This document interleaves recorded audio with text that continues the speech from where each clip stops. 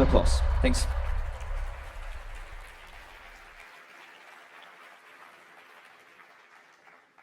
Hey folks, my name's Paul. When you hear a talk about metal, I know what you're thinking. You're thinking, this is absolutely going to make my brain hurt. And it's understandable, right? Because when you look at metal tutorials teaching you how to do things in metal, they can do a lot of words, and a lot of code, and a lot of processes to build something that is not that impressive. In this case, it's a flat teapot. But also because we know that Apple's own frameworks like Reality Kit, AR Kit, Scene Kit, and even Sprite Kit are backed by metal already, hand optimized by Apple's expert metal people. They do a very good job doing metal for us. So why bother? However, in iOS 17, Apple did something quite brilliant. They extended SwiftUI so it could talk to metal. Now, this layer's always been there since the earliest days of iOS 13. With the drawing group modifier, we could say, I want to take a whole bunch of complicated views, flatten them down for faster performance, put it through metal, hooray. But this new API is significantly more powerful. Here's a picture of my favorite things in the whole world. Real Neapolitan pizza, it's good stuff. If you break this down to its core fundamentals, it's basically a bunch of pixels on the screen, depending on resolution.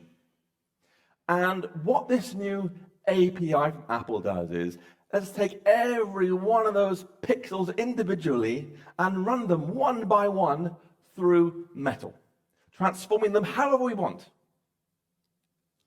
Best of all, SwiftUI does nearly all the work. All that boring loading and rendering, done for us. We just do the fun bit. The transformation part is us.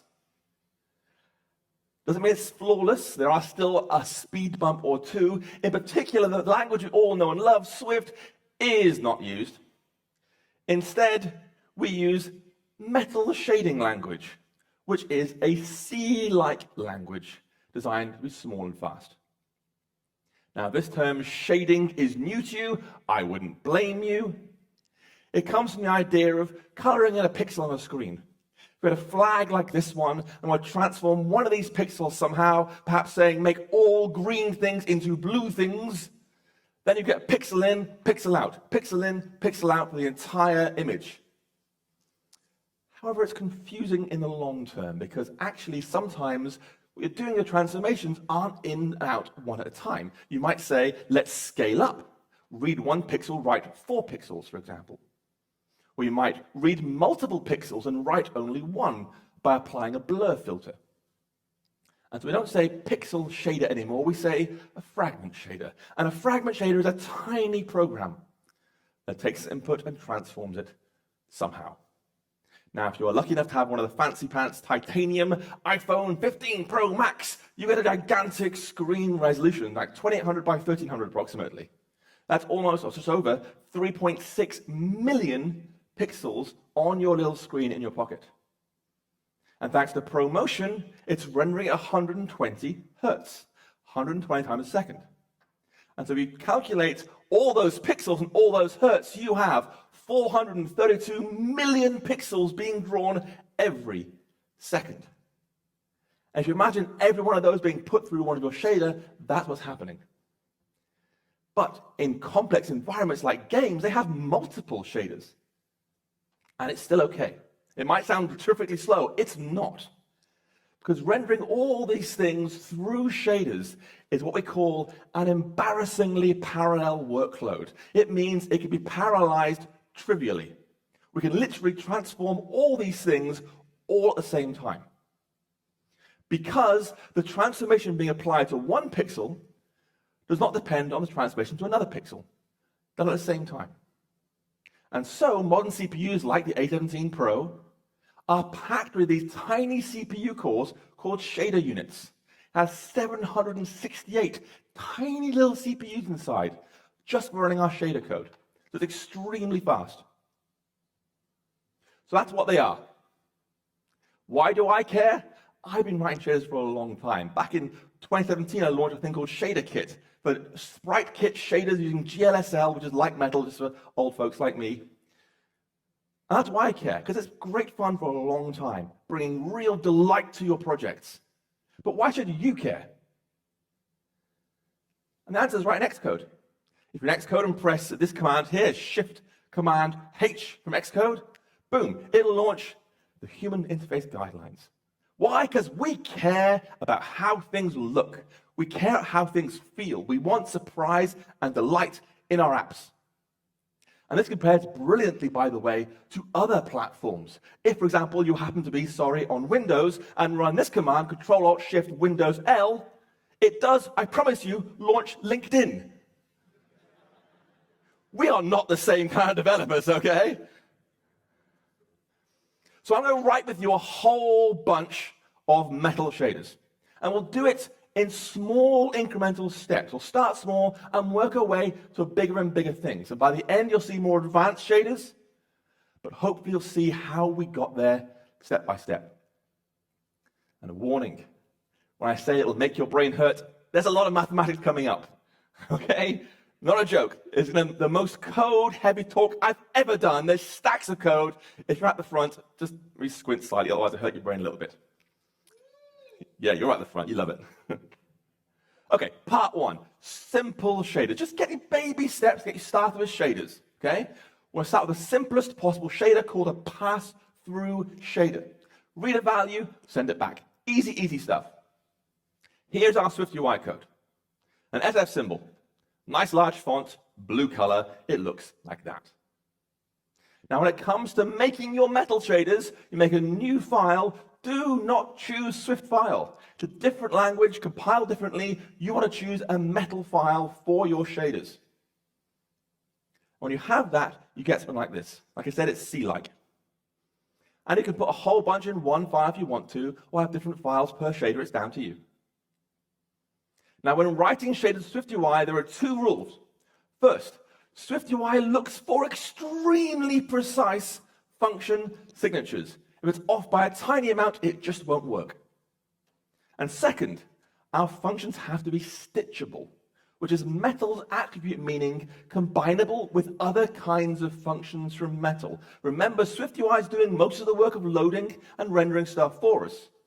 So we're just interjecting one little bit in that process.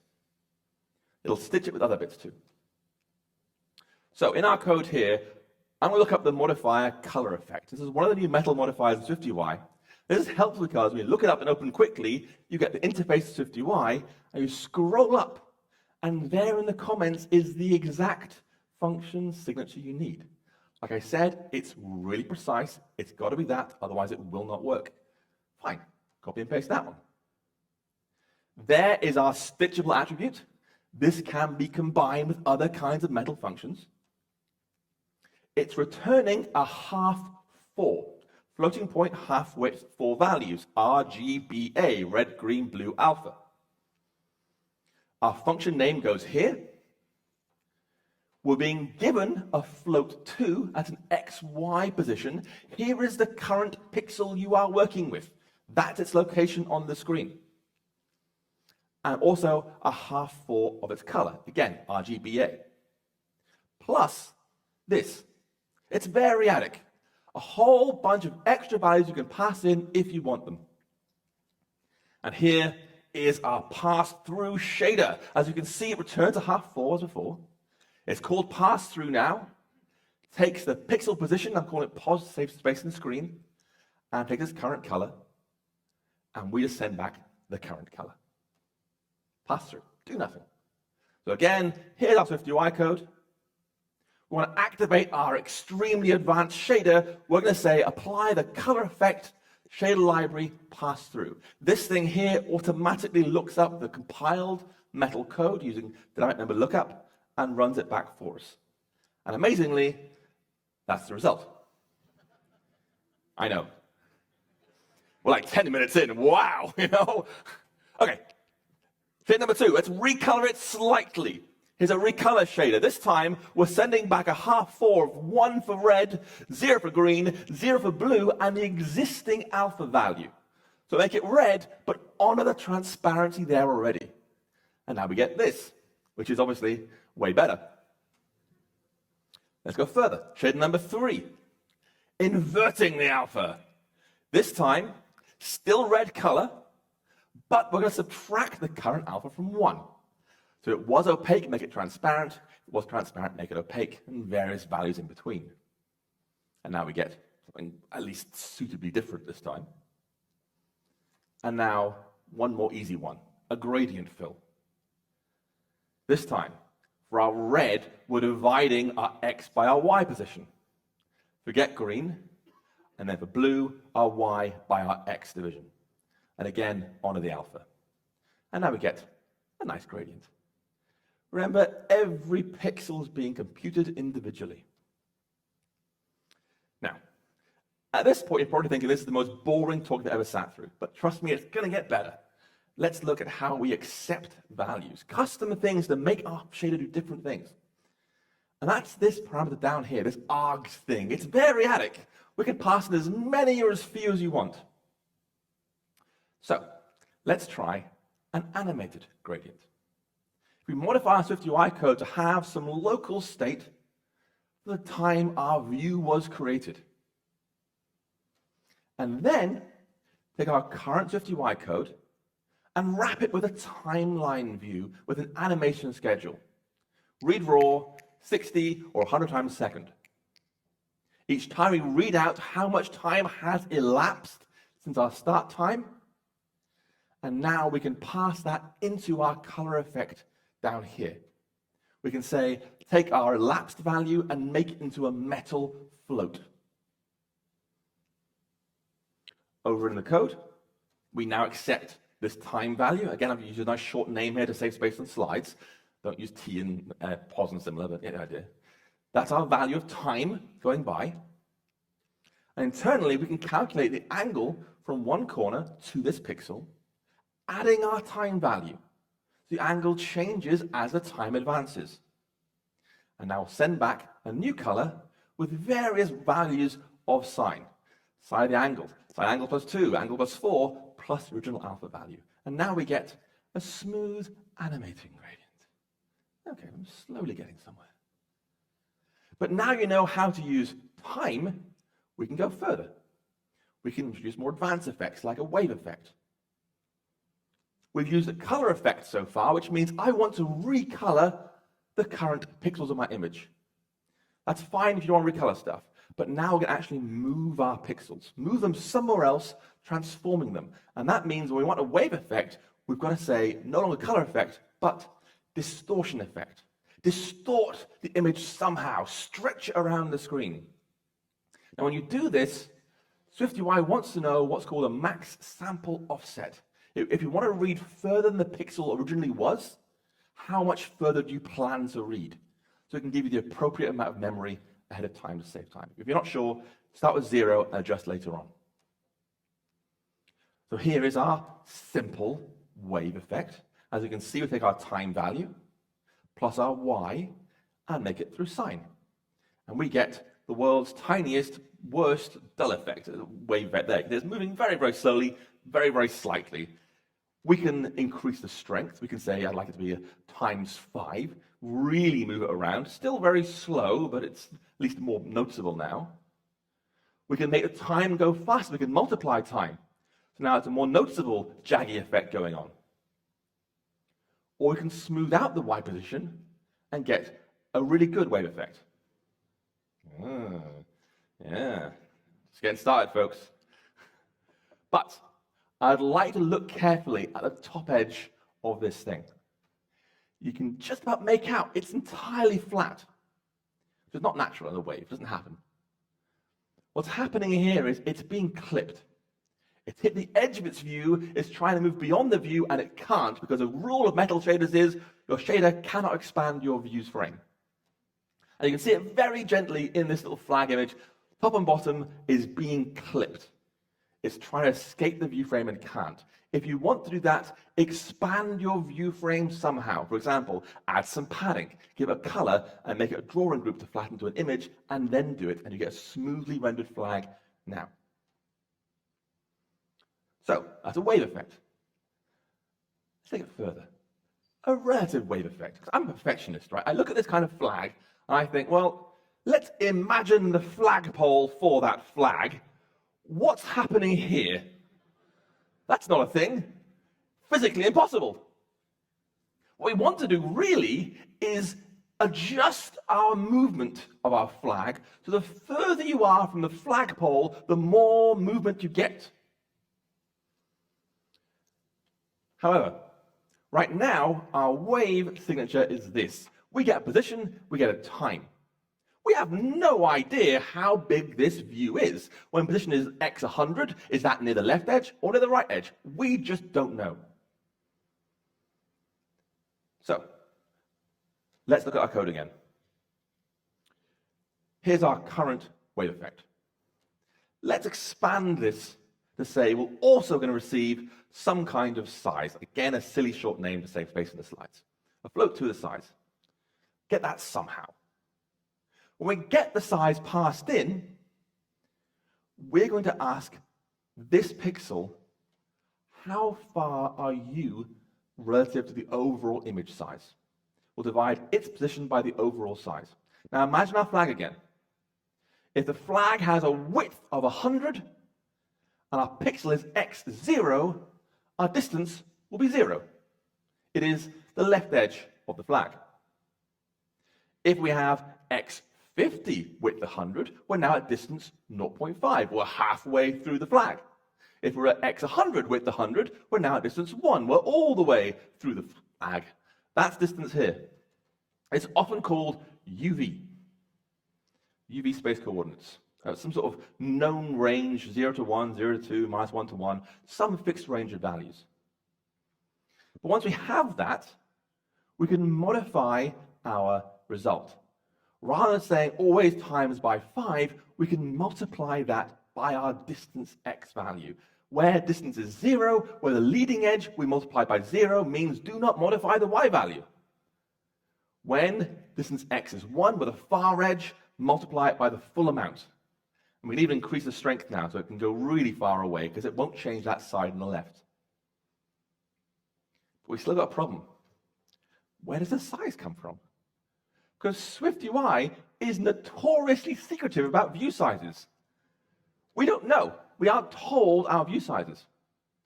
At least we weren't. Because in iOS 17, woohoo, there's a new modifier called Visual Effect. This thing gives you the content you're trying to render, your current view you're trying to draw with, along with a geometry proxy.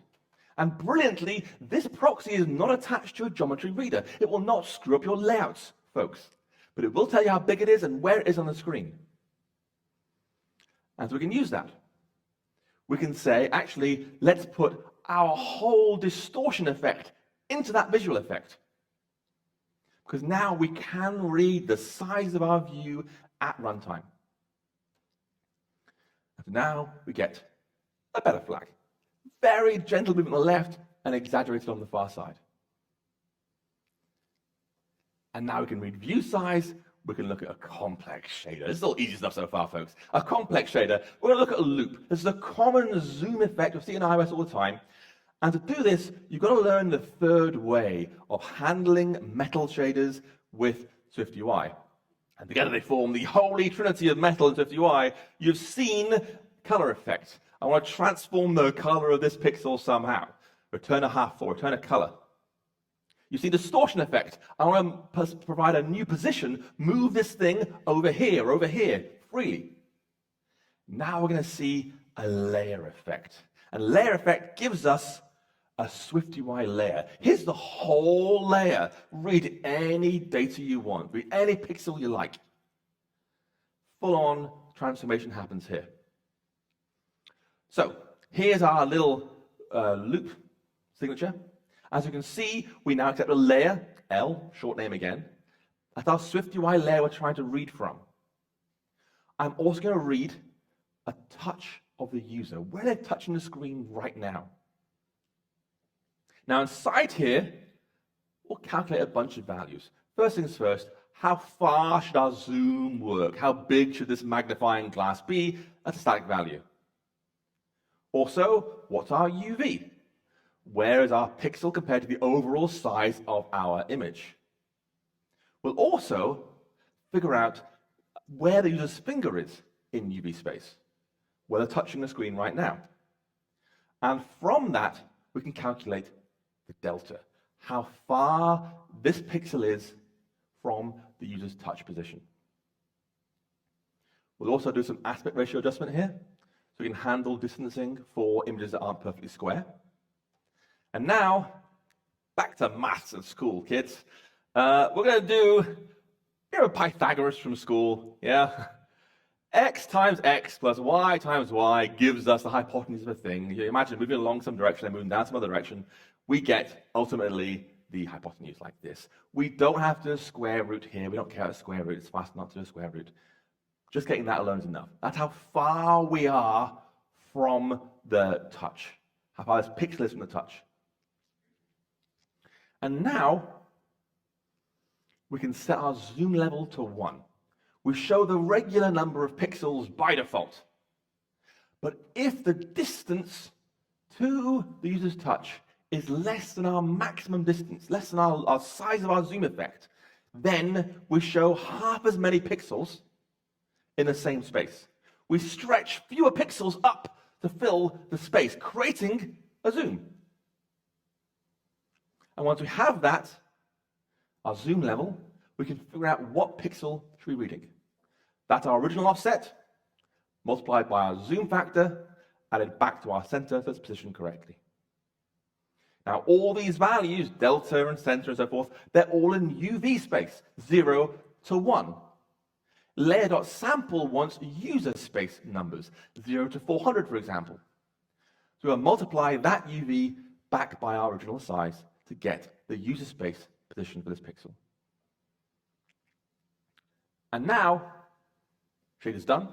Off SwiftUI, we can make a little CG point 0 for touch position. There's our visual effect, the layer effect now, rather than the distortion effect.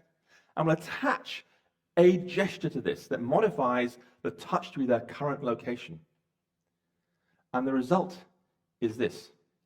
We can tap on the finger and zoom around the image freely, just like the natural text selection on iOS. And that works well. It's nice. We can do better with only a tiny, tiny change. Here's our current code for calculating zoom. Remember, a lower total zoom means fewer pixels being shown in the same space. It's our magnifying glass. So a lower total zoom means a strong effect. Stretch fewer pixels to fill the whole zoom. And so, after we halve it, we're going to add back a large amount of the distance again. This means pixels closest to the user's touch are unaffected, because distance will be 0 or very, very low. And they'll still be zoomed fully. But the ones that are getting further and further away, up to the maximum distance of our loop effect, are zoomed less and less. And now we get this kind of effect. It's really nice. So, that's 2 parts done. You're doing well, folks. It's 4 in total. This is part 3. Let's talk about transitions, because we love the way views are hidden and shown in SwiftUI, and of course, SwiftUI loves transitions since day 1. We make a custom view modifier. We then, if you want to, add an any transition extension, and we're done. I mean, it's really, really easy. And you can make all sorts of really nice SwiftUI-only transitions without metal. You could say, let's do a blur transition. You know, I have a progress between 0 and 1, times it by 10, subtract that from 1 to get opacity, and then clip it. Make a little extension to make it easier, and now you can move between views with a nice blur effect. Really easy. All pure SwiftUI. No metal involved whatsoever. Or you do a little zoom one. Again, scale effect. Bit of opacity, bit of clipping, and you get this kind of thing. Ooh. It's nice, but metal can do better. Let's look at a shape transition. We're going to make a transition that creates shapes, a flurry of circles on the screen. Here is our new shader to start with. As you can see, I'm now accepting a float amount, some value between 0, the start, and 1, the end of our transition. We have our UV again. I'm going to say the size of our circles are 20 in coordinate space. And what we're going to do is we're going to divide this pixel's position by our circle strength. And it will yield some result. For example, if our x is 205, y 194, divide those two by 20, you get 10.25, 9.7, some numbers. But if we take those values and pass them through the MSL mental function of fract, it means discard everything before decimal place, give me the fraction value back. So it discards a 10, discards a 9, it'll tell us 0.25, 0.7. So we divided our position based on the circle size, and now we know how far we are from the nearest circle to us. We can get that by saying, here's our value. I'm going to take 0.25, 0.7, take 0.5, 0.5, which is the center of the nearest circle, and again, Pythagoras, the other Greek chap, comes back again, to a distance. And if that distance is less than our transition amount, boom, show our color, otherwise show transparent. And here's the result.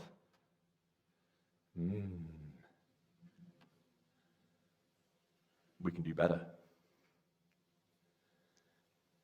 Here's our current shader. And we're saying if our distance is less than the amount, show the color, otherwise show transparent, show 0, no color at all. But we have our UV, which is a value between 0 and 1 at x and a 0 and 1 in the y. So if we add distance and UVx and UVy, now I've got a value between 0 and 3, depending on where it is in the screen and how far through the transition we are. We can say, is that less than 3? If it is, make it flutter across the screen. It's very nice. And brilliantly, if you don't like Pythagoras, you can even do a Manhattan distance. And you get a different effect again. We now get a diamond transition across the screen. And if you aren't familiar with Manhattan distance, this abs line here, you've got to imagine yourself, you're in Manhattan, you're in New York right now, and it's all grid-based. And if you are in the middle of a block of city blocks like this, and you walk forward 2 streets, you'll end up there. You walk right 2 streets, end up there, walk down 2 streets, end up there, walk left 2 streets, end up there. But if you walk forward 1, and right 1, you have still gone 2 streets of distance, but the shape changes. Same for down and right, or down and left, or up and left, and now you can see where the diamond shape comes from. Let's do one last transition, a cross-warp effect.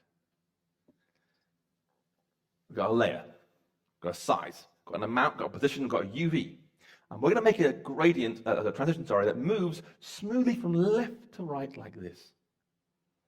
And we'll use a simple equation to decide how much to transform our input, how much to make it fade out, how much to make it scale up. The equation is this. Our transition amount, again between 0 and 1, doubled, plus our x minus 1. So if amount is 0, if we are just starting out our transition, the left edge will be minus 1. Hasn't started yet. 0 times 2 plus 0 minus 1 is minus 1. And the right edge will be 0. Hasn't started yet. Which makes sense. When the transition is 0, nothing's happened yet. When we're halfway through our transition, now the left edge is 0, hasn't started yet. The right edge is 1, it's actually just finished. And when it's 1, left edge is 1, right edge is 2. Both have fully finished, which makes sense for our transition. However, this creates a range of 2, 1, 0, minus 1. And really, our transition cares about the numbers 0 and 1. The rest aren't helpful. It wants 0 and 1 only. Fortunately, there's a great function we can use called smooth step. And smooth step does two things. Firstly, it will clamp values outside the range. So -1 becomes 0 and 2 becomes 1. Nothing but 0 and 1 and values in between work now. But also, smooth step creates a beautiful ease in, ease out curve for us, for our values. So, that's our equation now being put through smooth step, giving me a number between 0 and 1 smoothed out nicely. And we'll use that to calculate the new position of our pixel to read. Use this mix function. Mix means take our original UV, take the middle, and blend it some amount based on our smooth step function. Move towards the middle, stretch it out slowly, read pixels towards the center over time. And we'll do the same for our sample. We'll read our pixel value out, again scaled back up to user dimensions times S, but mixing it between that and transparent. So this makes the whole left to right crosswalk. If we have a right to left as well and combine them, this is the effect you get.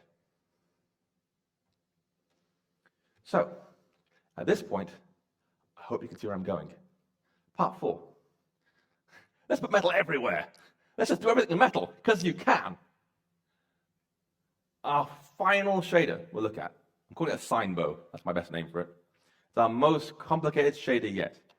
And I want to do it in such a way to show you how just noodling around, just trying things out, can help you explore metal in a fun way. Just trying things out and exploring can help you make something beautiful. Here's our SwiftUI code. You'll see now there's no image. I'm doing it all in metal. I want a large rectangle. That's all I care about, a drawing spot for my shader effect in SwiftUI. Pass in my size and a time, a timeline view so we can animate nicely. And here's the start of our sine bow shader. Now this time for the UV, I multiply by 2 and subtract 1. This makes the UV range -1 to 1, not 0 to 1. We then pass our x position plus time through sine to get a natural sine waveform. Those are very, very small by default, -1 to 1. So if you multiply that by 50, it gets bigger. And multiply it by itself, it makes the peaks and the valleys come twice as often. The frequency increases. And now you can use that to calculate the brightness, the luminescence, the luma for this pixel. We're starting out with 1/100, 1% brightness. Now 1/, the stuff on the right means this is a reciprocal, okay? Which means using large numbers on the right makes our brightness lower. We'll multiply that by uv.y. Again, that's a range of -1 to 1. So we're making our brightness have the range of -100 to +100. And then we offset that with our scaled y coordinate of our sine wave. And send back that value for red, green, and blue with an alpha of 1. And the result, nice and simple, our starting point. A nice, smooth line.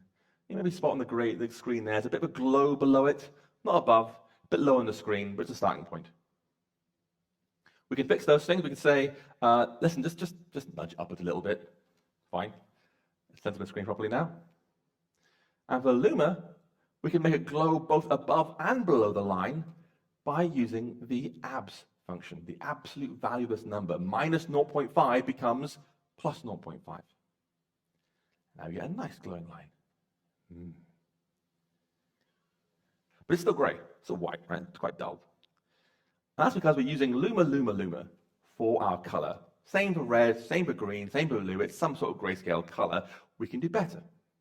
We could say, let's calculate red, green, and blue individually using various combinations of a sine call. So now red, green, and blue will be different, and red's changing as time evolves as well. Now, as you know, sine goes from +1 to -1, and -1 through 0 isn't really a color value. We only care about 0 up to 1. And so if we take those values and halve them and add a half, we get the range 0 to 1 for our colors. So red 0 to 1, green 0 to 1, blue 0 to 1. And now we've got a rainbow, we can use that multiplied by our brightness to get the new color. And we get this. A line just changes color smoothly as it goes through. Now, the human eye is very sensitive, particularly sensitive to the color green. I'm making green like this right now, but if we make the green color fluctuate in different ways, it'll get brighter and darker over time as more green's added. The overall glow effect is enhanced and adjusts and changing fluidly. So rather than having a simple value like that, I instead give it a second sine wave using our time. So it's changing on its own clock, its own color sine wave now. And now sometimes it'll be a thin line, sometimes a thicker line. It's changing constantly based on that green value. Now, here is our current code for getting pixel values. I've hidden the dots part because they aren't changing at this point. As you can see, we get the value in Luma. We then put it to our rainbow color, and then put it into a half-4 and send it back. Instead of doing that, we can start by saying, let's assume black for our color. Up here. Start with black. And then add rainbow times Luma to that black, and send the result back. Now, the result's exactly the same. Black plus red makes red. Black plus green makes green. There's no difference. But now we can add multiple things happening here. We can say, let's do a loop 10 times. And this happens. Multiple lines overlapping, fainter pixels are now brighter. We're not going to stop there though, because if we take this same code and say as we're looping round, let's also offset the Y a little bit each time. Now we get a whole bunch of colored lines changing. And we're still not done. Here's our rainbow code. If we modify this just slightly to say, hey, as part of a sign calculation, factor in where we are in our loop variable, the I variable from earlier. Now we get every line changing color independently. I'm going to make one last change. Here's our current code. Get the base brightness, offset each wave line by some amount based on our loop variable. We'll make a second Y offset, this time factoring in our loop variable. This means every one of our 10 lines will have slightly different waveforms attached to them. We'll factor that into our offset. And now we get this. Yeah. It's twisting, it's turning, it's rainbow colors, it's overlapping glows, it's so much more. And honestly, this will strike fear into the heart of anyone who's played Mario Kart. It looks just like Rainbow Road, right? And remarkably, the entire thing, including closing braces aligned by themselves, including the function signature, is just 15 lines of metal shading language. This stuff is not hard, folks. Okay. As promised, hopefully it made your brain hurt a little bit. You're definitely wide awake now. But if you still want more metal, you want to go to the bookofshaders.com. This has been teaching shaders for a very long time. Like 2005, I think it started off. Extremely popular. It teaches GLSL, which is the OpenGL version, but you can translate to metal shading language very easily. Also, Shader Toy is where folks just share the most remarkably bizarre, astonishing, weird shaders, showing off what they can do. And GL transitions. Folks making transition effects there, and again, sharing them, lots of MIT licensed stuff there. I get stacks of inspiration from these places right here. It's so awesome to see. Believe it or not, Apple's own documentation is actually quite good here. Yeah, I'm surprised too. Keep in mind, we've just scratched the surface of metal, right? There's also metal performance shaders, a whole other world of what metal can do. It's all documented in there. And I also have a series teaching how metal works on Hacking with Swift Plus. Subscribe to it, or your company does get a team license, folks. You can go and follow the series right there. And with that, I'm done. Thank you very much.